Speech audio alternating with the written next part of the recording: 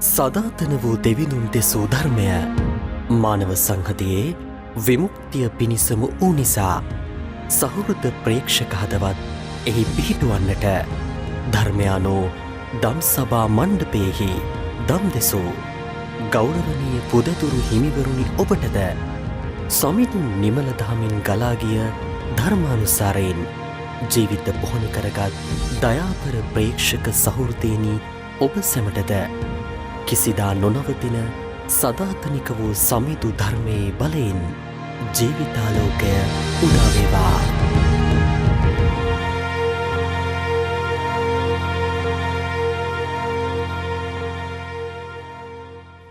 අයබෝන් නිතවතුනි, සම්විධානන් වහන්සේගේ ආශිර්වාදය දෙවම්මගේ රැකවරණය ඔබ සමග ඔබේ පවුලේ සියලු දෙනා සමග පවතින්නයි කියලා අද දවසේදී ධර්මයානෝ ධර්ම සාකච්ඡාව ආරම්භ කිරීමේදී අපි ඔබට ප්‍රාර්ථනා කරනවා.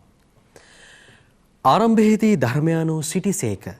ධර්මයානෝ දෙවියන් වහන්සේ සමග සිටිසේක.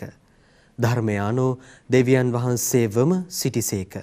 ආරම්භයේදී උන්වහන්සේ දෙවියන් වහන්සේ සමග සිටිසේක. ධර්මයානෝ ධර්ම සාකච්ඡාවේ 200 වන දිගහැරුමයි අද දවසේදී අපි ඔබ වෙත රැගෙන එන්නේ. මෙතුවක් කල් පුරාවට සම්විධානන් වහන්සේ දෙසූ නිර්මල ධර්මය ඔබේ හදවත් තුල සනිටුහන් කරමින් ඔබේ ප්‍රායෝගික ජීවිතයේ උන්වහන්සේව අත්දකින්නට ධර්මයානෝ ධර්ම සාකච්ඡාව අවුරුදු ගණනාවක් පුරාවට ඔබට මහත් පිටිවහලක් බවට පරිවර්තනය වුණා. එනිසා අද දවසේදී දෙවි සම්විධානන් වහන්සේට මුළු හදවතින්ම ප්‍රශංසා කරනවා. මෙතුවක් කල් ධර්මයානෝ ධර්ම සාකච්ඡාව මෙහෙවන්නට මේ ආකාරයෙන් ඉදිරිපත් කරන්නට උන්වහන්සේ අප වෙත දැක් වූ දේව කරුණාව නිසා. ඒත් සමගම ධර්මයානෝ ධර්ම සාකච්ඡාවත් එක්ක මෙතුවක් කල් එකතු වුණු ගරු පූජා ප්‍රසාදීන් වහන්සේලාටත් අපේ ගෞරවය ප්‍රණාමය පිරිනමන්නට ධර්මයානෝ ධර්ම සාකච්ඡාවේ 200 වන දිගහැරුම ආරම්භ කරද්දී අපි මොහොතක් බවට මේ මොහොත පරිවර්තනය කරගන්නවා.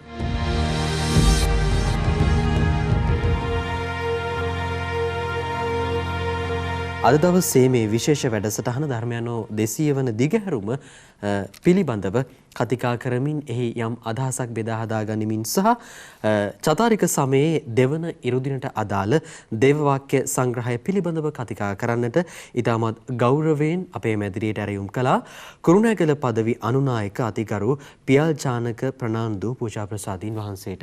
ඔබ වහන්සේව බොහොම ගෞරවයෙන් පියතුමිනි පිළිගන්නවා. ජේසු පිහිටයි. හොඳයි. පෙදුමිනි මා පුරෝකථනයේ සඳහන් කළා සේම ධර්මයානෝ ධර්ම සාකච්ඡාවේ 200 වන දිගහැරුම නිසා පූජා ප්‍රසාදීන් වහන්සේ නමක විදිහට වර්බුම් රූපහානි නාලිකාව අපේ සහෘද ප්‍රේක්ෂකයා වෙත ඉදිරිපත් කරන මේ ධර්ම සභා මණ්ඩපය පිළිබඳව ඔබ වහන්සේගේ අදහස දැනගන්නට කැමතියි. අපි අද දවසේ ගොඩාක් සන්තෝෂ වෙනවා. මගේ පැත්තෙන් මම මේ 200 වන ධර්මයානෝ වැඩසටහනට සහභාගී වෙද්දී මොකද මමත් යම් ආකාරයක දායකත්වයක් දීලා තිබෙනවා මේ 200 පුරාවට ආපු ගමනට. එතකොට මේකේ ඊටාම වැදගත්කමක් සැඟවිලා තිබෙනවා. ඒ සැඟවෙච්ච වැදගත්කම පහුගිය දවස්වල මේ වසංගත සමයේ එහෙමත් නැත්නම් අර පාස්කු ඉරුදින සිදුවෙච්ච ප්‍රහාරය හමුවේ දිව පූජාව දේව වචනය හදාරන්න ඒ වචනේ භාවනා කරන්න පූජාවට සහභාගී වෙන්න බැරි කාල පරිච්ඡේදයකදී අපේ ජනතාව අපේ සදහැවතුන් මේ වර්බුම් රූපවාහිනියේ සෑම වැඩසටහනක් මැත්තේම වැඩිපුර යැපෙන්නට කාලය මිඩංගු කරගත්තා. ඒතර ඒ අතරින් එකක් තමයි දිව පූජා වගේම දේව වචනය සවිස්තරව භාවනා කරන ඒ වගේම දේව වචනය පහදා දෙන මේ ධර්මයානෝ වැඩසටහන. එතකොට අපි මේකට සහභාගී වෙද්දී අපේ පැත්තෙනුත් අපි යම් ආකාරයක උත්සාහයක් නිවැරදිව දේව වචනය පිටිපන්දව ඒ වචනයේ පසුපස තිබෙන යම් යම් අදහස් උදහස් සදහැවතුන් කරා ගෙන යන්නට දරන උත්සාහයට යම් පිටිබලයක් දෙන්නට අපිත් උත්සාහ කළා. ඒ වගේම සදහැවතුන් වුන් ඊටාම ආශාවෙන් මම දන්නවා බොහෝ අය මේ වැඩසටහන ඒ අදාළ දවස්වලදී බලලා දිව පූජාවට සහභාගී වෙන්න ප්‍රථම යම්කිසි අදහසක් දේව වචනේ පිළිබඳව දැනගන්න. ඒ අදහසින් දිව පූජාවට සහභාගී වෙන්න කල්පනා කරලා තිබුණා. මේ වැඩසටහන් දකින අය අපිට කතා කරලා තිබෙනවා මෙහි වැදගත්කම පිළිබඳව. ඉතින් මම සන්තෝෂයි. ඒ වගේම මමත් අපේ පැත්තෙන් පූජා ප්‍රසාද වහන්සේ නමක් හැටියට සුබ ප්‍රාර්ථනා කරනවා, සුභාසිංචන එක් කරනවා මේ ලස්සන දවසට. ස්තුතියි පියතුමිනි. ගරු පූජා ප්‍රසාදීන් වහන්සේලාගේ ප්‍රතිචාරත් ඉතාමත් ඉහළින් ධර්මයන්ෝ ධර්ම සාකච්ඡාවට ලැබෙනවා. ඒ වගේම සහෘද ප්‍රේක්ෂක හිතවතුනි ඔබත් අපිට ප්‍රකාශ කරනවා, ඔබ අපිට කතා කරනවා. ඉරුදින දේව මෙහෙයට සම්බන්ධ වෙන්නට කලින් ඒ පිළිබඳව දැන කියා ගන්නට පළමුවන දේව ප්‍රකාශනයේ ශුද්ධ වූ සුවිශේෂය, දෙවන දේව ප්‍රකාශනයේ පිළිබඳව යම් දල අවබෝධයක් ලබා ගනිමින් ගරු ගමේ පල්ලියේ ගරු පියතුමා ඉදිරිපත් කරන දේශනාවත් එක්ක බොහොම ගෞරවයෙන් සාවධානව එකතු වෙමින් ඔබේ ජීවිතයට යමක් එකතු කරගන්නට ධර්මයානෝ ධර්ම සාකච්ඡාව ජීවිතාබෝධ වැඩසටහනක් ලෙස ඔබ ඉදිරියේ ජීවමාන වන වග පිළිබඳව. එනිසා මුළු හදවතින් නැවත වතාවක් දේවමහෝත්තමයන් වහන්සේට 200 වන දිගහැරුමේදී අපි ස්තුති ප්‍රශංසා කරනවා. එමනම් අද දවසේදී අපිට නියමිතව තිබෙන්නේ කතිකා කරන්නට චදාරික සමයේ දෙවන ඉරුදිනට අදාළ දේව වාක්‍ය සංග්‍රහයයි. පිටුමිනි අද දවස කෙරෙහි අපේ අවධානය යොමු කරද්දී ප්‍රධාන වශයෙන් මේ කියවීම් තුන දෙස බැලීමේදී අපට ඉදිරිපත් කරන ප්‍රධාන තේමාව, ප්‍රධාන පණිවිඩය මොන වගේද? අපි අද දවස චතාරික සමයේ දෙවන ඉරුදින මේ දේව වචනය තේමාවක් හැටියට ගද්දී අපිට පේන එක දෙයක් තමයි අපි වෙනස් වෙන්නට ඕනයි කියන අදහස. අපි මේ ඉන්න තැනින් වෙනස් වෙලා දෙවියන් වෙතට සමීප වෙන්න, උන්වහන්සේගේ ප්‍රසාදය දිනාගන්න අපි උත්සාහ කරන්නට ඕනයි කියන දේ පිළිබඳව. අපි මේ අවස්ථාවේ මේ තේමාවක් හැටියට අපි ඉදිරියට භාවනා කළ යුතු වෙනවා. පළමුවන දේව ප්‍රකාශනයේ වෙත ප්‍රථමයෙන් අපේ අවධානය යොමු කරන්නට අප සූදානම්. උත්පත්ති පොතෙන් උපුටාගත් කොටසකි. ඉනික් බිති දෙවියන් වහන්සේ ආබ්‍රහම් පරීක්ෂා කරමින් ආබ්‍රහම් කියා ඔහුට හඬ ගැසූසේක. ඔහුද ස්වාමිනී මම මෙහි යැ කියා උත්තර දුනි. එවිට උන්වහන්සේ නුඹ දැන් නුඹේ පුත්‍රයා නුඹ ප්‍රේම කරන නුඹේ එකම පුත්‍රයා වන ඊසාක්ගෙන මොරියා දේශයට යන්න. එහි ගොස් මා නුඹට පෙන්වන කන්ද මත දවන යාග පූජාවක් මෙන් ඔහු මට ඔප්පු කරන්නැයි වදාළසේක. මෙසේ ගමන් කොට දෙවියන් වහන්සේ වදාළ ස්ථානයට ඔවුන් පැමිණි විට ආබ්‍රහම් එහි පූජාසනයක් ඉදිකර පිළිවෙලට දර කෑලි තබා තම පුත් ඊසාක් බැඳ පූජාසනයේ පිටතැනූ දර සෑය මත තැබීය. මෙසේ තබා ඔහු අත දිගු කොට සිය පුතු මරණු පිණිස පිහිය ගත්තේය. එවිට සමිදානන් වහන්සේගේ දූතයා ස්වර්ගයේ සිට ආබ්‍රහම් ආබ්‍රහම් කියා හඬ ගැසීය. මම මෙහි සිටිමි ඔහු කීය. එවිට දූතයා ළමයාට අත නොගසන්න, ඔහුට කිසි අනතුරක් නොකරන්න. ඔබේ පුත්‍රයා ඔබේ එකම පුත්‍රයා පූජා කිරීමට තරම් ඔබ දේව ගරුබිය ඇත්තෙකු බව මට දැන් පෙනේ යැයි පැවසීය. එවිට ආබ්‍රහම් හිසෝසවා බැලූ විට ඔහුට පිටුපසින් අංවලින් පඳුරක පැටලී සිටි බැටළුවෙකු දිටීය. ආබ්‍රහම් ඌ වෙත ගොස් බැටළුවාගෙන සිය පුත්‍රයා වෙනුවට දවනයාග පූජාවක් මෙන් ඌ පූජා කෙලේය. සමිදානන් වහන්සේගේ දූතයා දෙවන වරටත් ස්වර්ගයේ සිට ආබ්‍රහම්ට කතා කොට සමිදානන් වහන්සේ මෙසේ වදාරණසේකැයි මම දිවුරා කියමි. ඔබේ පුත්‍රයා ඔබේ එකම පුත්‍රයා පවා මට බිලි පූජා කිරීමට කැමති වී මෙලෙස ක්‍රියා කළ බැවින් මම බොහෝ සෙයින් ඔබට ආශිර්වාද කරමි. ඔබේ දරු පෙළපත අහසේ තාරකාමෙන්ද වෙරළේ වැලිමෙන්ද බහුල වනසේ වර්ධනය කරමි. ඔබේ පෙළපත සතුරන් පරදා රට හිමි කරගන්නෝය. ඔබ මාගේ හඬට කීකරු බැවින් මෙහි පිට සියලු ජාතීහු ඔබ මගින් ආසිරි ලබන්නෝයයි කීය. පිටුමිනි උත්පත්ති පොත රැගෙන එන පළමුවන දේව ප්‍රකාශනය මේ සතිය තුල මේ ප්‍රථමයෙන් පිටුමිනි පැහැදිලි කරලා දෙන්න මේ ආබ්‍රහම් සහ දෙවියන් වහන්සේ අතර සිදුවන මේ ගිවිසුමේදී මේ කතා පුවත ඇතුලේ අපිට ප්‍රධාන වශයෙන් එදා සමාජ පසුබිම තුල එදා සංස්කෘතිය තුල තිබුණු මේ යාග පූජා, දවන යාග පූජා පිළිබඳව පැහැදිලි කිරීමක් කරනවා. ඒ පසුබිමත් එක්ක කොහොමද මේ කතාව අපි පටන් ගන්න ආරම්භ කරන්නේ? මේ ආබ්‍රහම් පිළිබඳව කතාව අපි තාම වැදගත් කතාවක් හැටියටයි ශුද්ධ බයිබලයේ පුරාවට දකින්නේ. මොකද ආබ්‍රහම්තුමා අපේ විශ්වාසී පියා කියලා තමයි අපි නම් කරන්නේ. එතකොට මේකේ පසුබිම තමයි මේ ඔබ පැවසු ලෙස මේ දවන යාග පූජා පිළිබඳව මේ සතුන්ව පූජා කරන්න පෙරවිලා හිටපු පසුබිමක් තමයි තිබුණේ. විශේෂයෙන්ම ඒ අයගේ ගව ගාල්වල ඒ වගේ පැටලු ගාල්වල ඉන්න හොඳම සතා නැත්නම් අර කුළුඳුල්ලයි කියන සතා නිකලල් සතෙක් දෙවියන් වහන්සේට පූජා කරනවා ඒ අදාළ දවස්වල. ඒ වුණත් මෙතනදී සත්ව පූජාවකට වඩා මිනිස් පූජාවක් පිළිබඳවයි මෙතන කතා කරන්නේ. එතකොට මේ ආබ්‍රහම් මේ ජීවත් වෙච්ච යුගයේ මිත්‍ය ආගම් එහෙම නැත්නම් වෙනත් මිත්‍ය විශ්වාස පැවති විජාතික රටවල තිබුණා මේ දරුවන්ව පවා මිනිස්සු අතරේ දරුවන්ව පවා යාග කරන ක්‍රමයක්. ඒතර ඒක හැම කාල පරිච්ඡේදයකම සිදුවෙන දෙයක් නෙමෙයි බොහොම අවස්ථාවන් අනුකූලව සිදුවෙන දෙයක්. ඒතර මේ පසුබිම ආබ්‍රහම් දැනගෙනත් සිටියා. ඒ වුණත් ආබ්‍රහම්ට ඔහුගේ පුතාව මේ විදිහට බිලි පූජාවක් කරන්න සිදු වෙයිද කියන දේ පිළිබඳව දැන හිටියේ නැහැ.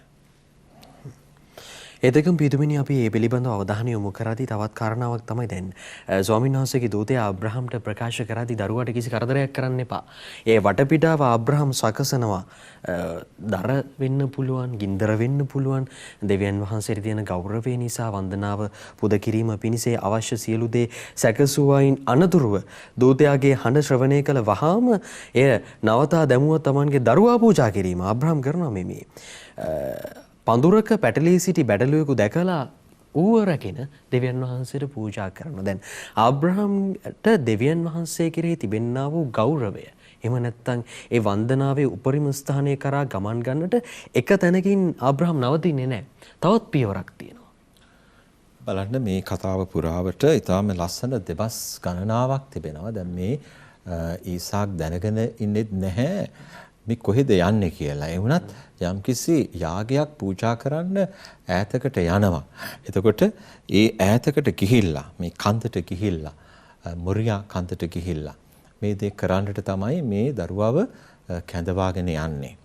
එතකොට ඒ අවශ්‍ය සෑම දෙයක්ම තිබෙන බව දරුවට පේනවා. ඒ වුණත් අත්‍යවශ්‍ය දේ පේන්නේ නැහැ. ඒකයි ප්‍රශ්න කරන්නේ මේ හැම දෙයක්ම තියෙනවා තාත්තේ ඇයි මේ සතෙක්වත් වෙන කිසිම දෙයක්වත් නැත්තේ මේ බිලි පූජාව කරන්න.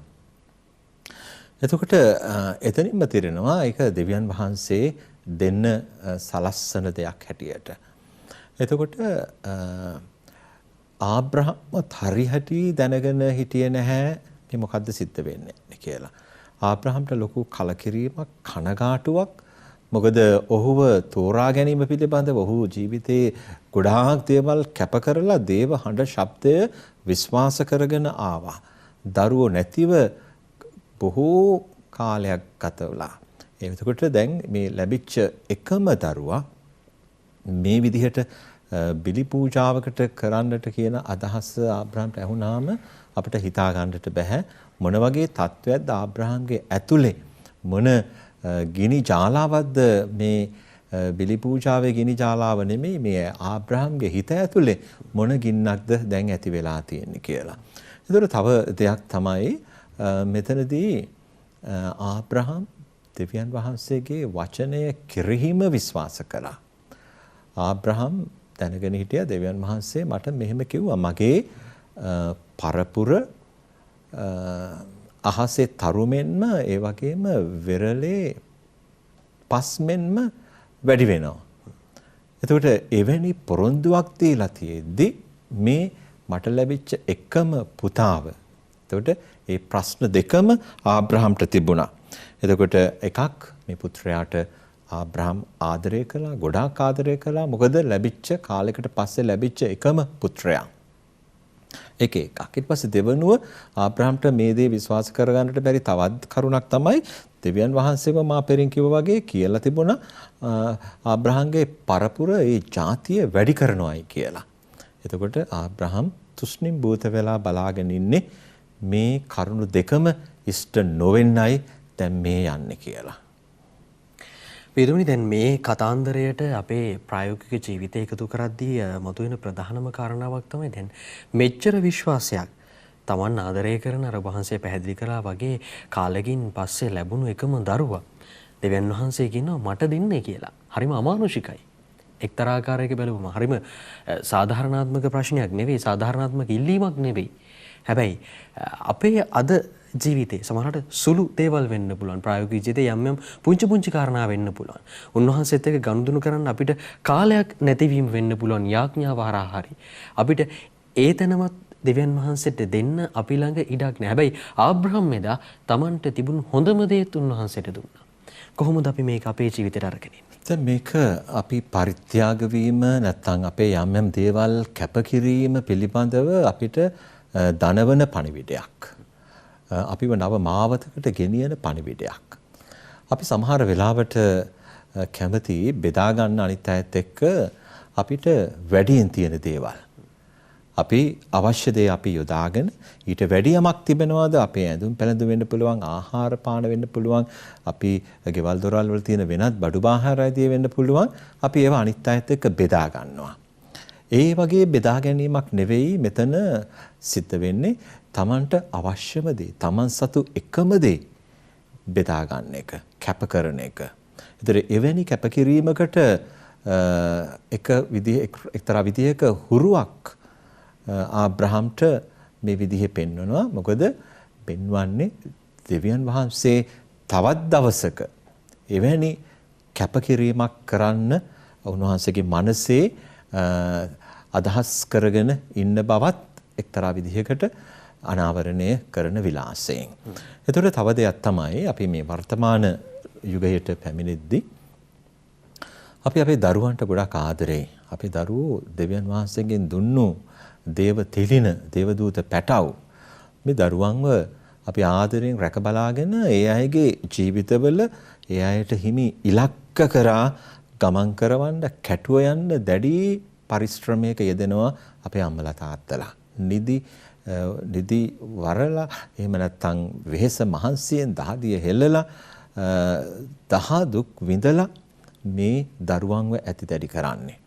එතකොට දරුවෝ දිහා බලලා යම්කිසි දවසක හඬා වැළපෙන්න නෙවෙයි, ඒ දරුවන්ගේ අනාගත ජීවිත ක්‍රමයේ දිහා බලලා සතුටු වෙන්න කවුරුත් දෙමව්පිය උත්සාහ කරන්නේ. එතකොට ඒ දරුවන්ට ලැබෙන එක පණිවිඩයක් මේ වෙලාවේ දෙමව්පියන්ගේ යම් අදහසක් තියෙනවා නම් දරුවෝ වෙනුවෙන් යම් පැතුම් ප්‍රාර්ථනාවන් තියෙනවා නම් ඒවා ඉටු කරන්නට දරුවෝ වග බලා ගන්නටත් අවශ්‍යයි. ඒ වගේම දෙමව්පියන් හැටියට දරුවන් වෙනුවෙන් ඔවුන්ගේ යුතුයකම් ඉටු කරලා ඒ දරුවන්ගේ ජීවිතවල ඉලක්ක කරා ගෙන යන්න දරුවෝ පසුපස්සේ ඉන්න ඕන. අද වර්තමාන සමාජයේ දිහා බලපුවාම දරුවන්ට වරදිදී මේක වැරද්දක් කියලා කියා දෙන්නට අවශ්‍ය වෙනවා. මොකද එදා පැවතිච්ච සමාජයට වඩා දැඩි අවධානයක් අද අපේ දරුවන්ට දෙන්නට සිද්ධ වෙලා තිබෙනවා. දරුවන්ව ආරක්ෂා කරගන්න සිද්ධ වෙලා තිබෙනවා. දරුවන්ට විශ්වාසයේ ජීවිතය පහදා දෙන්නට සිද්ධ වෙලා තිබෙනවා. එතකොට එදා විශ්වාසයේ පියාවන ආබ්‍රහම් මෙවැනි කැපකිරීමක් කරන්නට සූදානම් වෙමින් දෙවියන් වහන්සේ කෙරෙහි තිබූ විශ්වාසය තීව්‍ර කරගත්තා වගේ අද අපි මොන විදිහේ මොන જાතියක විශ්වාසයක් දැඩි කරගත් නැත්නම් කැප කරගත් අයිති කරගත් පුද්ගලයද කියලා අපි කල්පනා කරලා බලන්නට ඕන. යම් ආකාරයකට ඒක කොච්චර ගැඹුරුද කියන දේ මේ අවදියේ මේ චතාරක සමයේ අපේ විශ්වාසය උරගා බලන්නට පුළුවන් අපිට. පෙරමිනදා ආබ්‍රහම්ගේ විශ්වාසයේ ස්වර්ගයේ පියාණන් වහන්සේ උරගා බැලීමේදී හොයා බැලීමේදී ආබ්‍රහම්ට ඍජුවම දෙවියන් වහන්සේගේ කටහඬ ශ්‍රවණය වෙනවා, ඇහෙනවා. හැබැයි අපේ ජීවිතවල සමහර වෙලාවට උන්වහන්සේ අපේ විශ්වාසය පරීක්ෂා කිරීමේදී ලෙඩ දුක්, කරදර, අභියෝග, ප්‍රශ්න හමු වෙන්නට පුළුවන්. මානුෂීය මට්ටමින් අපි ඇද වැටෙනවා. අපිට ඍජුවම උන්වහන්සේගේ හඬ ඇසෙන්නේ නොමැති වෙන්නට පුළුවන්. කොහොමද ඒ වගේ අවස්ථාවල උන්වහන්සේ අපේ විශ්වාසයෙන් පරීක්ෂා කරන අවස්ථාවන් වෙන්න පුළුවන් උන්වහන්සේව හොඳ හැටි අවබෝධ කර ගැනීම පිණිස ජීවිතයේ ඉදිරියේ උන්වහන්සේ නිර්මාණය කරන සුවිශේෂී සිදුවීම් වෙන්නට පුළුවන්. ඒ අවස්ථාවන් වලදී කොහොමද දේව හඬ මේකයි කියලා අපි අඳුනගන්නේ? මේක එච්චර ලෙහෙසියෙන් අපිට මේ හඳුනා ගැනීම කරන්නට බෑ. මොකද මේ හඬ එන්නේ දෙවියන් වහන්සේගෙන්ද මේ හඬ එන්නේ සාතන්ගෙන්ද නැත්නම් වෙනත් බලවේගයකින්ද කියන දේ පිළිබඳව අපිට එකපාර තීරණය කරගන්නට බැරි වෙනවා. අනේ නිසා තමයි අපි දරුවන් පුංචි කාලේ ඉඳන්ම දේව හඬ ශබ්දය අහන්න දරුවන්ව යහපත් සදාචාරාත්මක ගුණ දහමින් පිරි නැන පැත්තෙන් පමණක් නෙවෙයි ගුණ පැත්තෙන් පවා අපි නැන පැත්ත දරුවන්ට යහමින් දෙන්න උත්සාහ කරනවා. දරුවෝ ටියුෂන් යවනවා, දරුවන්ට අධ්‍යාපනය දෙන්න මහත්සේ කැප වෙනවා. පාසල් නැතුව ගියත් දැන් මේ කාලේ වගේ අර නවීන තාක්ෂණික මෙවලම් උපයෝග කරගෙන Zoom ක්ලාස් කියයි ඔය වගේ දරුවන්ගේ නැනපැත්ත පහදන්න දැඩි උත්සාහයක යෙදෙනවා. ඒ වුණත් ගුණ පැත්ත පහදන්න මොන විදිහට අපි උත්සාහ කරනවාද කියන දේ අපි කල්පනා කරලා බලන්නට ඕන. එතකොට මේ දරුවන්ට දිය යුතු විශ්වාසය දරුවන්ගේ ජීවිතවල යම් ආකාරයක රෝපණය වෙන්නට සැලසිය යුතු මේ විශ්වාසයේ බීජය කොච්චර දුරට සාර්ථකද? එතකොට ඒ විශ්වාසය දරුව තුළ රෝපණය වෙනවා නම් ඒ විශ්වාසය තුළ ඔවුන්ගේ හෘද සාක්ෂිය යම් ආකාරයක පිරිසිදු වීමක්, හෘද සාක්ෂිය පුහුණු වීමක්, දේව හඬ ශබ්දය අපිට අද ඇහෙන ප්‍රධානතම මාර්ගය තමයි මේ අපේ හෘද සාක්ෂිය. ඒතර ඒ හෘද සාක්ෂිය යම් ආකාරයකට සැකසුම් කරගන්න අපි ඉංග්‍රීසියෙන් කියන්නේ ෆෝම් වෙච්ච කොන්ෂන්ස් එකක් තියෙන්නට ඕන කියලා. එතකොට ඒවා සිද්ධ වෙන්නේ අපේ අවට ඉන්න අයගේ සහයෝගයෙන්. අපේ වැඩිහිටියෝ, අපේ ගුරුවරු, අපේ පූජාපසාදීන් වහන්සේලා, අපේ කන්‍යා සොහොයුරියන්. ඒතර මේ වගේ ගොඩාක් අය අපිට උදව් වෙනවා. දේව වචනය තුල අපි සහභාගී වෙන දිව්‍ය පූජාව තුල වෙනත් සක්‍රමේන්ද්‍ර තුල අපිට මේ දේව හඬ ශබ්දය, දේව වරප්‍රසාද ගලාගෙන එන විවිධ මාර්ග අද දවසේ තිබෙනවා. ඒ වගේම ඔබ තවත් ආකාරයකට පැවසුවා මේ හඬ ශබ්දය ගලා එන විවිධ මාර්ග අද සිදුවෙන සිදුවීම් විවිධ සිදුවීම් අද සිදු වෙනවා. ඇතැම් වෙලාවට අපිට තේරෙන්නේ නැහැ මේක මොන විදිය සිදුවීමක්ද, මේ තුල දෙවියන් වහන්සේ අපට යම් ආකාරයක පණිවිඩයක් දෙනවද. අනේ පිටිපන්දවත් අපි අවදියෙන් ඉන්නට ඕන. මොකද දෙවියන් වහන්සේ සෑම සියලු සිදුවීමක් තුළම අපට කතා කරනවා. එක්තරා විදියකට බලද්දී උන්වහන්සේ අයහපත් දේවල් වලින් පවා අපට කතා කරනවා. අයහපත් සිදුවීම් වලින් පවා උන්වහන්සේ අපට කතා කරනවා. ඒ බව හරියට තේරුම් බේරුම් කර ගැනීමේ මනසක්, හදවතක්, හෘද සාක්ෂියක් අපිට තියෙන්නට ඕන.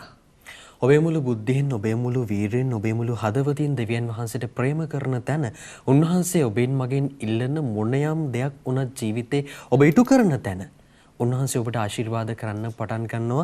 කිසිදු අයහපතක් සිදු වෙන්නට අවසාන මොහොතේ, අවසාන තත්පරේ පවා ඉඩ නොදී, අවසාන තත්පරේ හරි ඉඩ නොදී. නිසා අපේ ගරුපියතුමාගේ පැහැදිලි කිරීමත් එක්ක පැහැදිලි කුටුම්බය තුල, පවුල තුල ආදරණීය අම්මා තාත්තා වපුරන විශ්වාසයේ බීජය තමයි දරුවා අරගෙන යන්නේ. අන්න එතකොටයි දරුවා පියවරෙන් පියවර හුරු වෙන්නේ දේව හඬ ශබ්දයට ඇහුම්කම් දෙන්නේදා. ඊසාක් වුණා තමන්ගේ තාත්තගේ ඒ දේව විශ්වාසය දැක්කා. අවදි වුණා. ඒ විදිහටයි ඒ පරපුර ගලාගෙන ආවේ. එදා පටන් අද දක්වා ඒ පරපුර අහසේ තරු කැට ගන්නට තරු වගේ මේ විදිහට බබලීගෙන ඉදිරියට ගමන් කරන්නේ. අපි සූදානම් වෙනවා පියතුමිනි චතාරික සමයේ දෙවන ඉරුදිනට අදාළ සුද්ධ වූ සුවිශේෂය වෙත අපේ අවධානය යොමු කරමින් කතිකා කරන්න. සුදවර මාක්තුමාගේ සුදු සුවිශේෂයෙන් උපුටාගත් කොටසක්. සදස්වකට පසු ජේසුස් වහන්සේ පේදුරුද, ජාකොබ්ද, ජොහන්ද වෙන්කොටගෙන ඔවුන් තමන් සමග උස් කන්දකට ගෙන ගිය සේක. උන්වහන්සේ ඔවුන් ඉදිරියෙහි අන්වෙසක් වූ සේක. මිහිපෙට කිසිවකුටත් සෝදා සුදු කළ නොහැකි තරම් දවල දීප්තියකින් උන්වහන්සේගේ වස්ත්‍ර බැබිලිනි. එවිට එලියාද, මෝසස්ද ඔවුන්ට දර්ශනය වූහ. ඔහු ජේසුස් වහන්සේ සමග කතා කරමින් සිටියහ. එවිට පේදුරු ජේසුස් වහන්සේට කතා කොට ගුරුදේවයනි අපට මෙහි සිටින්නට ලැබීම මහත් වාසනාවකි. අපි මණ්ඩප 3ක් එකක් ඔබටත් එකක් මෝසස්ටත් එකක් එලියාටත් සාදමුයි කීය. ඔවුන් මහා බිහිතියකින් ඇලලී ගියෙන් කුමක් කියන්නදැයි ඔහු නොදැන සිටියේය. තවද වලාකුලක් නැගී ඔවුන් සිසාරා පැතිරී එවිට මේ මාගේ ප්‍රියාදර පුත්‍රයාණෝය මොහුට සවන් දෙන්නැයි වලාකුලෙන් හඬක් නික්මිනි. හදිස්සියෙන් ආවට බැලූ විට ඔහු තමන් සමග ජේසුස් වහන්සේ හැර අන් කිසිවකු නොදුටුවෝය. ඔවුන් කන්දෙන් බසින කල මනුෂ්‍ය පුත්‍රයාණන් මලවුන්ගෙන් උත්ථාන වනතුරු තමන් දුටු දේ කිසිවකට නොකියන ලෙස උන්වහන්සේ ඔවුන්ට අණ කළසේක.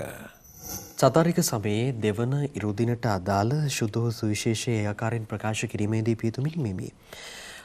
තාබෝර් කඳුමුදුනේ අත්දැකීම තාබෝර් කඳුමුදුනේ සිදුවීමයි අපිට පැහැදිලි කරන්නේ. මෙහි දේවධාර්මික හරය දේවධාර්මික පණිවිඩයත් එක්ක චතුරික සමයට කොහොමද අපි මේ ගලපාගන්නේ? දැන් තවත් කන්දක අර මොරියා කන්දෙන් දැන් අපි එනවා තාබෝර් කන්දට. තවත් කන්දක කතාවක්. එකක් තිබෙන්නේ දැන් මේ කතා දෙකේම අපිට තේරෙනවා මේක මේ පොළවේ සිදුවෙන දෙයක් නෙවෙයි. පොළවට වඩා ඉහළ මට්ටමක සිදුවෙන දෙයක්. මේ දේවල් අත්දකින්න අපි ඉහළටම යන්නට ඕන. මේ ඉන්න තලයේ අපිට ওই වගේ වැදගත් දේවල් අත්දැක ගන්නට අපහසු වෙනවා. ඒක පැත්තක් අපිට දකින්න පුළුවන් මේ කතා දෙකේම. එතකොට මේ ගෝලිය තුන්දෙනාව ජේසුස් වහන්සේ කැටුව එයාව කරගෙන මේ තාබෝර් කන්දට යන්නේ. උන්වහන්සේ මීට පෙර යම්කිසි දෙයක් ඔවුන්ට උගන්වලා. මොකක්ද ඉගැන්වුවේ? මනුෂ්‍ය පුත්‍රයාණෝ ප්‍රතික්ෂේපයට ලක් වෙනවා ජෙරුසලමේ. නායක පූජකවරු අතින් ප්‍රජා මූලිකයන් අතින් මනුෂ්‍ය පුත්‍රයාණන්ව ප්‍රතික්ෂේපයට ලක් වෙනවා. උන්වහන්සේව යම් ආකාරයකට වේදනාත්මක පරිසරයකට ගෙනියනවා. තව කෙටින් කියනවා නම් උන්වහන්සේව ඝාතනය කරනවා. ජීවිතේ පූජා කරන්නට සිද්ධ වෙනවා. එතකොට මේ ගෝල පිරිස මේක බොහොම සන්තෝෂයෙන් අහගෙන ඉන්නේ නෑ. ලොකු වේදනාවක්. අපේ ස්වාමින් වහන්සේට මේ වගේ දෙයක් සිදු වෙයිද? ලොකු බයක් ඇති වෙනවා. ඒ වගේම ලොකු කලකිරීමක් ඇති වෙනවා. ඒ වගේම යම් ආකාරයක වේදනාවක් ඇති වෙලා තිබෙන වෙලාවක්. මොකද්ද කියලා තේරෙන්නේ නැහැ. ඒතර උන්වහන්සේ කල්පනා කරන්නේ මේ දේ මොකද්ද කියන දේ හරියටම තේරුම් ගන්න මේ අයට එක අවස්ථාවක් ළඟා කර දෙනවා. මේ තාබෝර් කන්ද මුදුනට ගෙනහිල්ලා. එතකොට ඒ දුක් විඳීම වේදනාව අපේ කුරුසයට අර්ථයක් තමයි මේ තාබෝර් කන්ද මුදුනේ අප ස්වාමීන් වහන්සේ අන්‍ය රූප විලාස වීම තුල මේ ගෝලයන් තිදෙනාට පෙන්වුම් කරන්නේ. කුරුසයේ අර්ථය, වේදනාවේ අර්ථය, අපේ කඳුලේ අර්ථය මේකයි කියලා උන්වහන්සේ පෙන්වන්නේ. ශුද්ධ සුවිශේෂයේ ආරම්භක වචන කීපයේ පියුතුමිනි සඳහන් වෙන උන්වහන්සේ ඔවුන් ඉදිරියෙහි අන්වෙසක් වූසේක මෙහි පිට කිසිවෙකුටවත් සෝදා සුදු කළ නොහැකි තරම් ධවල දීප්තියකින් උන්වහන්සේගේ වස්ත්‍ර බැබලිනි. මේ ධවල වර්ණය සුදු පැහැය එමත් නැත්නම් කවදාවත් දැක නොහැකි සෝදා සුදු කළ නොහැකි තරම් එය වචන වලට පෙරලන්නට හැකියාවක් නැහැ, දකින්නට හැකියාවක් නැහැ, එය රූපයෙන් පෙන්වන්නට හැකියාවක් නැහැ. ඒ වර්ණය හරහා අපිට මොනවද පැහැදිලි කරන්නේ? ඇත්තෙන්ම මේ අපේ සාමාන්‍ය ජීවිතේ වුණත් සුදු වර්ණය දැන් මේ මම දැන් පාවිච්චි කරන අපි පූජාපසත් මහන්සලා පළඳින නැත්නම් අඳින මේ වස්ත්‍ර පවා සුදුයි. නැත්නම් වෙලාවට මේ සුදු වස්ත්‍රය ඒක පිරිසිදුකමට තිබෙන එක ලකුණක් සලකුණක් එක්තරා විදියකට පවිත්‍රතාවය. එතකොට මේ පවිත්‍රතාවය බාහිර වගේම ඇතුළාන්තේනුත් ආරක්ෂා කර ගැනීමේ අවශ්‍යතාවය ඒක අවශ්‍යයි. ඒක තියෙන්නට ඕන. එතකොට මේ දවල නැත්තම් පිරිසිදුකමට සලකුණක් වෙන මේ සුදු වත මේ අපි සුදු බයිබලයේ විවිධ අවස්ථාවල අපි දකිනවා මේ විදිහට ස්වාමීන් වහන්සේ උන්වහන්සේගේ උකුත් වීමෙන් පස්සේ උත්තානයට පෙර ඒ සුදු රෙදි කඩ වලින් තමයි උන්වහන්සේව ආවරණය කරලා තිබුණේ. ඔතලා ඒ ගුහාවේ දාලා තිබුණේ, උන්වහන්සේව තැන්පත් කරලා තිබුණේ. එතකොට ඒ සියල්ලක්ම, ඒ සුදු රෙදි කඩ සියල්ලක්ම පහුකාලීනව ගෝලියෝ දකිනවා, ඒවා ආරක්ෂා කරලා ඒවා ස්වාමින් වහන්සේගේම ඇඳි වත නැත්නම් උන්වහන්සේගේ ඒ වෙලාවේ උන්වහන්සේව උතා තිබිච්ච රෙදි කඩ කියන දේ පිළිබඳව විශ්වාසය තිබෙනවා. එතකොට ඒ සියලු දේමම සුදු දේවල්, පිරිසිදු දේවල්. ඒතර අද අපි බෞතිස්මය වෙලාවටත් අපි සුදු ඇඳුමින් සැරසීම කියලා අපේ පුංචි ලදරුවන්ව. ඒතර ඒ පාරිශුද්ධත්වය, ඒ පිරිසිදුකම, නැත්නම් අපේ වචන වලින් ඒ සුද්ධවන්තකම, ඒ එක්තරා විදියකට ඒට දනවන, ඒ ගමනට දනවන එක මාවතක් සලකුණක්. ශුදු සුශේෂතුට පැහැදිලි කරන මේ ස්වර්ගීය සම්බන්ධතාවයේ පිරිවිනි මේ මාගේ ප්‍රියාදර පුත්‍රයාණෝය මොහුට සවන් දෙන්න. දැන් පියාණන් වහන්සේ ශුදු බයිබලයේ තුල දේවචනය ඇතුලේ මේ අවස්ථා කිහිපයක් අපිට දක්නට ලැබෙනවා. එතකොට මේ පියාණන් වහන්සේ තහවුරු කරනවා දේව පුත්‍රයාණන් යනු මාගේ නියෝජනයක්. මගේ එකම පුතා තමයි මේ ඉන්නේ. එතකොට අපිට එය එකතු කරන්න පුළුවන් නේද පියතුමනි? දැන් දෙවියන් වහන්සේ දේව පුත්‍රයන්න් වහන්සේව Tamanගේ නියෝජනයක් හැටියට ප්‍රකාශ කරද්දී මේ මාගේ ප්‍රියාදර පුත්‍රයා නොයයි ප්‍රකාශ කරද්දී මනුෂ්‍ය සංහතිය අපි දෙස ගත්තාම අපිත් දෙවියන් වහන්සේගේ ආදරබර දරුවන් බවට පත් වෙනවා. එහෙමනම් අපිත් ඒ සම්බන්ධකමට ඇතුළත් වෙනවා. උන්වහන්සේගේ ප්‍රියාදර පුතෙක් වෙන්න, දියණියක් වෙන්න. තාත්තා දේව පුතාට තිබිච්ච සම්බන්ධකම දේව පුතා හරහා මනුෂ්‍ය සංහතියේ ජීවත් වන හුස්ම ගන්න අපි හැම කෙනෙකුටමත් තියෙනව නේද? ඔව් දැන් බලන්න අර ආබ්‍රහම්, ඊසාක් පියපුතු සබැඳියාව සම්බන්ධකම, ඒ ලෙවලින් එන සම්බන්ධකම.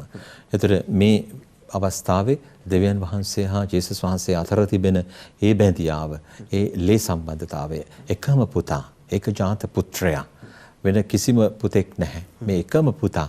එතකොට ඒ පුතාව මේ ලෝකෙට දෙන්නේ.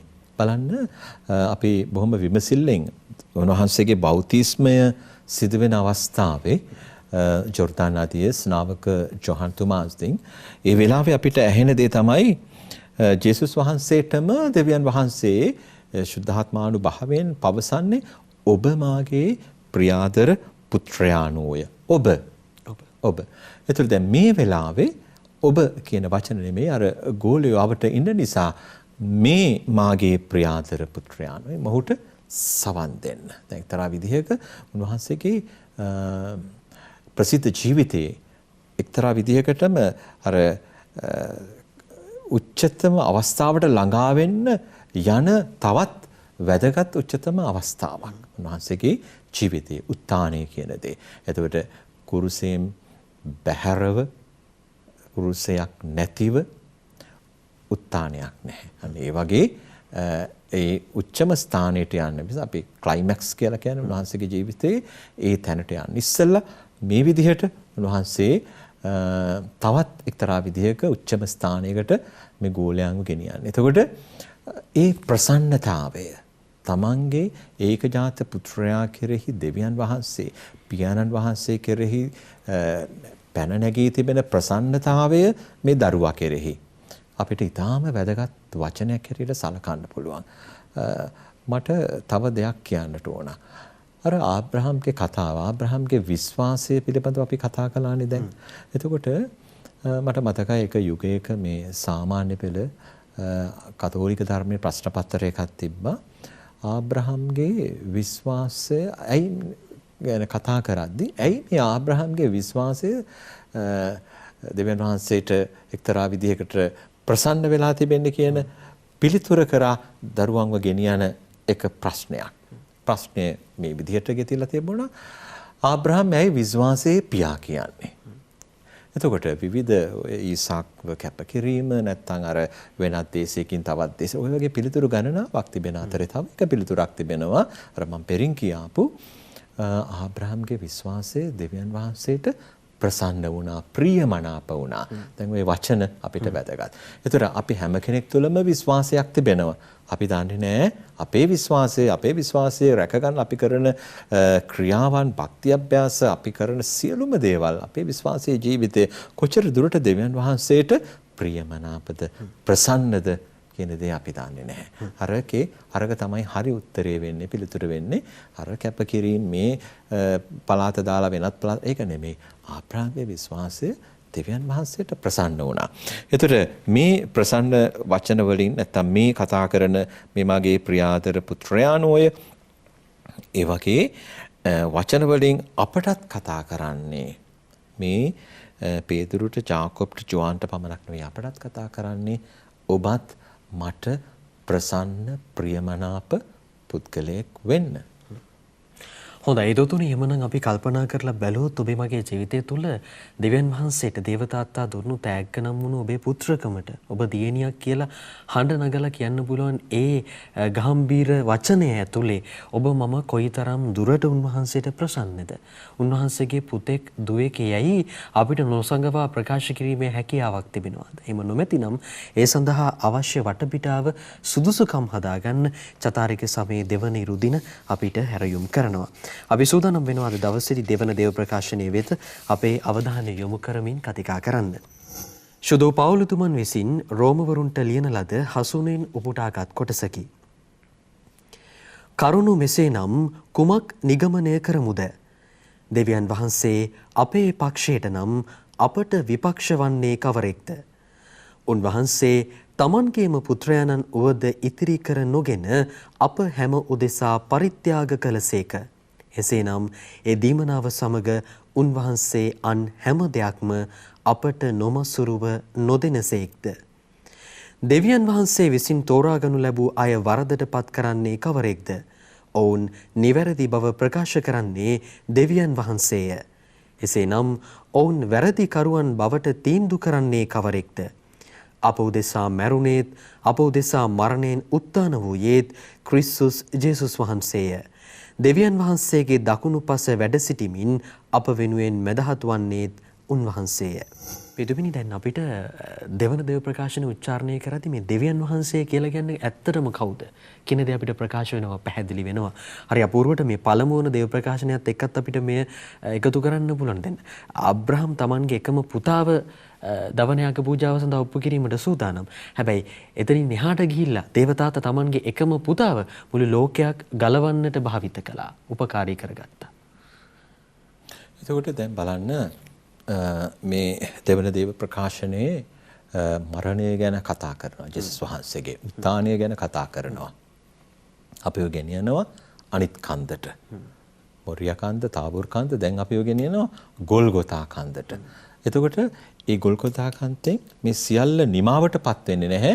මෙතන කතා කරන උන්වහන්සේගේ උත්ථානය පිළිබඳවත්. ඒ උත්ථානයේ දර්ශනයක් තමයි අර තාබෝර් කන්ද මුතුනේ මේ ගෝලිය තුන්දෙනා දකින්නේ උන්වහන්සේගේ අන්නේ රූප විලාසය, අන්වෙසක්.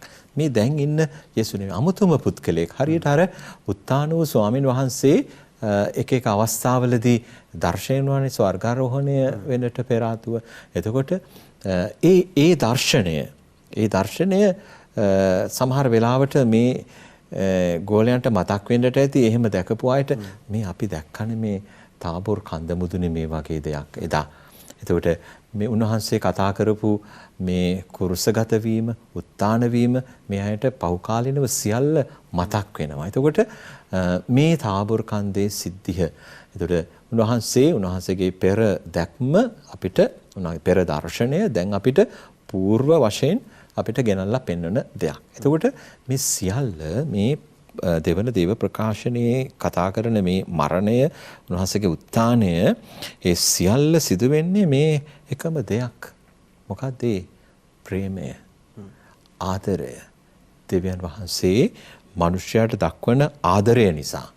එතකොට මේ අද දේව වචනය තුල, මේ දේව වාක්‍ය සංග්‍රහය තුල අද අවස පුරාවට අපිව තැන් දෙකකට ගෙනියන්නට ඕන. මේ දෙවන දේව ප්‍රකාශනයේ එකක් කිතුනුවා බලාපොරොත්තුවක් තියෙන පුද්ගලයෙක්. කිතුනුවා ප්‍රේමාන්විත හැඟීම් බර පුද්ගලයෙක්. ඒක අපිට අනාවරණය වෙනවා උන්වහන්සේගේ යම් ආඥාවලින්ම ප්‍රේම කරන්න.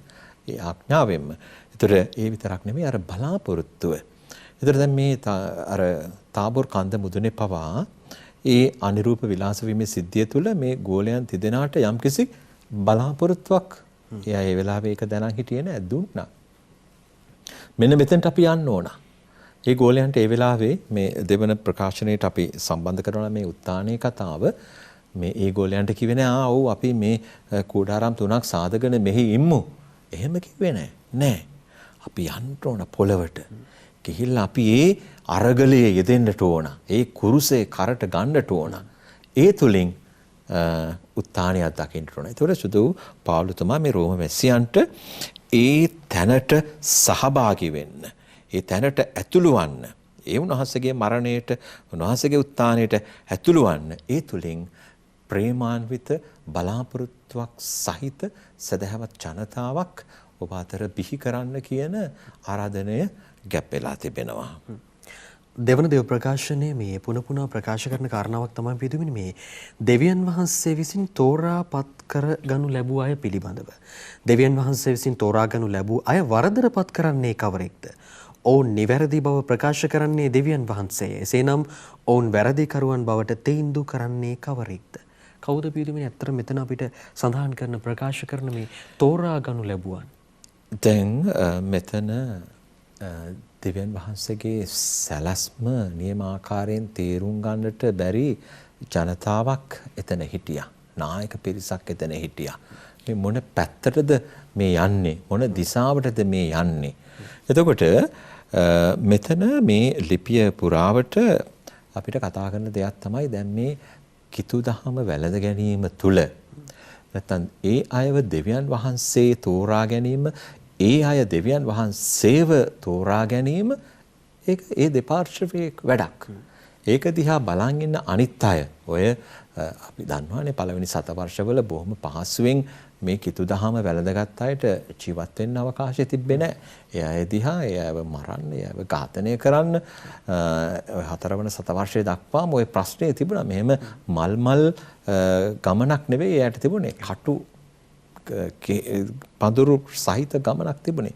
වේදනාත්මක ගමනක්. ඒකයි අර ප්‍රාණ පරිත්‍යාගවරු ගණනාවක් මේ බිහි වුණේ. ඒකයි අපි කියන්නේ ප්‍රාණ පරිත්‍යාගවරුන්ගේ රුධිරයේ මැත්තේ තමයි මේ සබාව දැන් ඉදි වෙලා තිබෙන්නේ කියලා. ඒතර ඒ වගේ එතකොට උන්වහන්සේ ප්‍රකාශ කරන්නේ දෙවියන් වහන්සේ කැමති නම් මේ අයව තෝරගන්න. මේ අයටත් කැමති නම් ඒ අයව ඒ දෙවියන් වහන්සේව තෝරගන්න. ඒ දහම වැළඳ ගන්න. අපි වෙනත් පැතිවලින් ඇයි මේ අයව බාධා කරන්නේ? මේ අයට හිංසා කරන්නේ? මේ අයට වද හිංසා පමුණුවන්නේ? ඒ වගේ මේක අපි වර්තමානයේට අපි සම්බන්ධ කරගන්නවා නම් ඉංග්‍රීසියෙන් කියන්නේ who are we to judge others? අපි කවුද අනිත් අයව විනිශ්චය කරන්නේ? අනිත් අයව විවේචනය කරන්නේ? ඒක අපිට කළ යුතු හැකි දෙයක් නෙවෙයි. එකක් තියෙනවා කවුරු හරි වරදක් කරනවා නම් කවුරු හරි තුල දැඩි දුර්වලකමක් තිබෙනවා නම් ඒක පෙන්වා දීලා ඒ දැනත්තව යහමකට ගන්නට අපිට හැකියාව තිබෙනවා. ඒ වුණත් ඒක පුද්ගල ගොඩනැගීම සඳහා පුද්ගලයාගේ වර්ධනය ගොඩනැගීම පුද්ගලයාව මේ ඈත් කරන්න නෙවෙයි පුද්ගලයාව ප්‍රතික්ෂේප කොන් කරන්න නෙවෙයි පුද්ගලයාව ගොඩනගා ගන්න ඒ බොහොම සුබවාදීව යම් තීන්දුව తీරන ඒ පුද්ගලයන්ගේ දුර්වලකම් හමුවේ අපිට ගන්නට පුළුවන්. ඒක වරදට පත් කිරීමක් නෙවෙයි.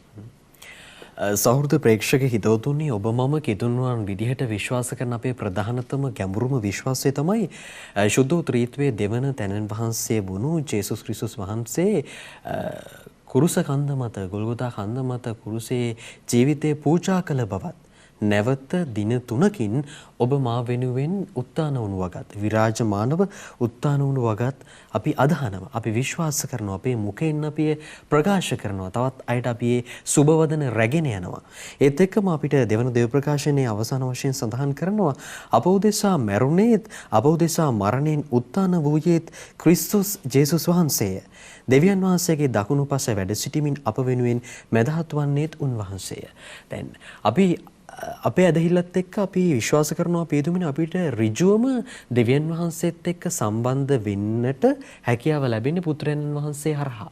උදව්ව ඌමනයි කියන කාරණාව. ඒත් එක්කම අපි අදහනවා අපි විශ්වාස කරනවා අපිට ඍජු ගනුදෙනුවක් පුත්‍රයන්න් වහන්සේත් එක්ක අපිට තියාගන්නට පුළුවන් කියන කාරණාව. එහෙමනම් මෙතන ජේසුස් ක්‍රිස්තුස් වහන්සේ දේව පුත්‍රයන්න් වහන්සේ මදහත් කරුවානන් ලෙස සුවිශේෂී ආකාරයෙන් හඳුන්වන්නේ. දැන් උන්වහන්සේ මේ කුරුසගත වීම තුළ උන්වහන්සේ මේ ලෝකයට පැමිණීම තුළ අපි දකින්නේ උන්වහන්සේගේ මැදිහත් භාවය. ඒත් දෙවියන් වහන්සේ මේ ලෝකය මවලා මේ ලෝකයේ තිබෙන සුන්දර දේවල් දැකලා උන්වහන්සේ සතුටු වුණා. යම් අවධියක ඒ සතුට උන්වහන්සේට නැතුව ගියා මේ ලෝකය විනාශ වීම තුළ. ඒතර උන්වහන්සේ තවත් පැත්තකින් මේ උන්වහන්සේ මවපු මිනිසයා උන්වහන්සේගෙන් වෙන් යනවා. පාපය තුළ ඒ අය පාපයට ලොල් වෙලා පාපේ දැන් අර අපි කතා කරන මඩේ එරිලා දැන් එයා ප්‍රපාතයට යන පුද්ගලයා. ඒතර මේ ප්‍රපාතයෙන් මේ මිනිස්යාව ගලව ගන්න සිද්ධ වෙනවා. බලන්න දෙවියන් වහන්සේ මිනිසා පව් කළා කියලා මිනිසාව කොන් කෙරුවේ නැහැ. පැත්තකට දැම්මේ නැහැ. උන්වහන්සේ මේ පුරාණ කිවිසුමේ අපි දකිනවා විවිධ පුද්ගලයන් තෝරාගෙන විවිධ අංශවල. එතකොට ඒ අයට දේව පණිවිඩයේ දේව හඬ ශබ්දය මේ දිවස් ප්‍රසාදිවර විශේෂයෙන් කළේ මොකද්ද? ඒ බෙදිච්ච ප්‍රේමය යලි ස්ථාපිත කිරීම, සවිමත් කිරීම. දෙවියන් වහන්සේව හිත රිදෙව්වා මේ ජනතාව. ඒ බිඳුණු හිත උන්වහන්සේ නැවත ශක්තිමත් කරන්න, නැවත සවි කරන්න ජනතාවව ඒ දෙවියන්ගෙන් ඈත් වෙන ජනතාවව දෙවියන් කරා ගෙන යන්න කොච්චර මේ උනන්දුවක් ඒ අය දරුවද, කොච්චර වෙහස මහන්සි වුණාද, ජීවිත පරිත්‍යාගයෙන් කටයුතු කළාද. ඒතර එතනදී අපි බලන්නේ ඒ දෙවියන් වහන්සේ වෙතට ඒ අයව ලං කිරීම. අන්න තවත් මැදිහත් කරු ගණනාවක්. ඒතර ඒ අවසාන මැදිහත් කරු අප ස්වාමින් වහන්සේ. උන්වහන්සේ මැදිහත් උනේ දේව සලස්ම අනුවම දෙවියන් වහන්සේම එවන්නේ මේ කාර්යයට මම යන්න ඕන. මම මනුෂ්‍ය වෙසක් තිබෙන පුද්ගලයෙක් නෙවෙයිනේ දෙවියන් වහන්සේ. ඒතර මනුෂ්‍ය වෙසක් අරගෙන ඒ තත්වයට උන්වහන්සේ ළඟා වෙන්නේ මාංශගත වීම තුළ. ඒ තුළින් උන්වහන්සේ ඒ සියල්ල අවශ්‍ය සියලුම දේ උන්වහන්සේ ඉෂ්ට කරනවා. දුක් විඳිනවා, උත්තාන වෙනවා, උන්වහන්සේගේ උකුත් වීම සිදු වෙනවා. ඊට පස්සේ උන්වහන්සේ උත්තාන වෙනවා. ඒ අවශ්‍ය සියලුම දේවල්. ඒතකොට උන්වහන්සේ අපේ පාපයට අපේ වැටිච්ච මිනිස්යාගේ ජීවිතය ගලව ගන්න වන්දියක් උන්වහන්සේ ගෙවනවා. ඒතර ඒ විතරක් නෙවෙයි එතනින් ඉවර වෙන්නේ නැහැ. අද අප වෙනුවෙන් උන්වහන්සේ මැදිහත් වෙනවා. බලන්න අපේ යාඥාවල අපේ යාඥා අපි දෙවියන් වහන්සේට පුද කරන්නේ. දෙවියන් වහන්සේට මේ ඉල්ලීම් සියල්ල කාමගින්ද? ජේසුස් ක්‍රිස්තුන් වහන්සේ මගින් අපිට ලැබේවා කියලා අපි කියන්නේ. මේ මැදිහත්කම අඛණ්ඩව සිද්ධ වෙනවා. බොහොම පැහැදිලි හිතවතුනි. එහෙමනම් ඔබේ මගේ ජීවිතයේත් මේ ස්වාමීන් වහන්සේ විවිධ ජීවිත අභියෝග හමුවේ අවස්ථාවන් හමුවේ ඔබේ මගේ විශ්වාසය උරගා බලාවි. අන්න එතකොට ඔබේ මගේ පිළිතුර කොයි ආකාරයෙන් විය යුතුද? ඒ පිළිබඳව උත්තර දෙන්න උන්වහන්සේට මේ මොහොතේදී ශක්තිමත් ස්ථිරසාර විශ්වාසයක්, ගැඹුරු ඇදහිල්ලක් උන්වහන්සේ කෙරෙහි තිබෙන්නට උවමනාමයි. අන්න එතකොටයි හැකියාව ලැබෙන උන්වහන්සේව ජීවමානව අත්දකින්න අපි පිටුම හරි අපූර්වට හරි ලස්සනට පැහැදිලි කරා. මොරියා දේශයේ කන්දෙන් තාබෝර් කඳු මුදුනටත්, තාබෝර් කඳු මුදුනෙන් ගොල්ගොතා කඳු මුදුනටත් අද දවසේදී චතාරික සමයේ දෙවන ඉරුදිනට අදාළ දේවාක්‍ය සංග්‍රහය ඔබේ මගේ ජීවිතය අරගෙන ආවා. අපිට කියන්නේ මේ තැනක නවතින්න නෙවෙයි. මේ ජීවිතය කියන කන්ද තරණය කරන්න, නගින්න, කඳු මුදුනේ නවතින්න. එදා පුත්‍රයන්න් වහන්සේ පියාණන් වහන්සේව හමු වෙන්න, මුණ ගැහෙන්න හැම මොහොතකම කඳු මුදුන පාවිච්චි කළා වගේ, නිහඬ නිසලතාවයේ ඉහළ පාවිච්චි කරා වගේ ඔබේ මගේ ජීවිතයේ හැම බාධකයක්ම මැඩගෙන කඳු මුදුනේ නැවතිලා පියාණන් වහන්සේත් එක්ක කතිකා කරන්න, සාකච්ඡාවේ යෙදෙන්න අවස්ථාව උදා කරගන්නයි අපිට ආරාධනා කරන්නේ. ඉතින් ධර්මයන්ු ධර්ම සාකච්ඡාවත් අපි ආයෙත් ඔබට කියනවා වැඩසටහන් 200ක් පුරා ඒ කාර්යය ඒ විදිහටම කරන්න. අද කඳු මුදුනක ගෙනල්ලා අපිව නතර කරලා තිනවා. අපි සූදානම් වෙන්නේ මේ කඳු මුදුනේ නැවත බැස යන්න නොවේ, මේ කඳු මුදුනේ සිට ධර්මයන්ු ධර්ම සාකච්ඡාව හරහා පියාණන් වහන්සේට කතා කරන්න, උන්වහන්සේව ආමන්ත්‍රණය කරන්න හැමදාමත් වගේ බොහොම ගෞරවයෙන් සූතිවන්ත වෙනවා කුරුණෑගල පදවි අනුනායක අතිගරු පියල් ජානක ප්‍රනන්දු පූජා ප්‍රසාදීන් වහන්සේට අද දවසේදී මේ සාර ගර්භ දහම් කරුණ අපත් එක්ක බොහොම ගෞරවයෙන් ආදරයෙන් බෙදා හදා ගත්තාට පියතුමිනි ජෙසුපිටයි කියලා වහන්සේට සමුදෙනවා. ජෙසුපිටයි. හිතවතුනි ලබන සතියේත් අපි සූදානම් ධර්මයන්ෝ ධර්ම සාකච්ඡාවත් සමග ඔබත් එක්ක එකතු වෙන්න ඔබට ආයුබෝවන් ජෙසුපිටයි.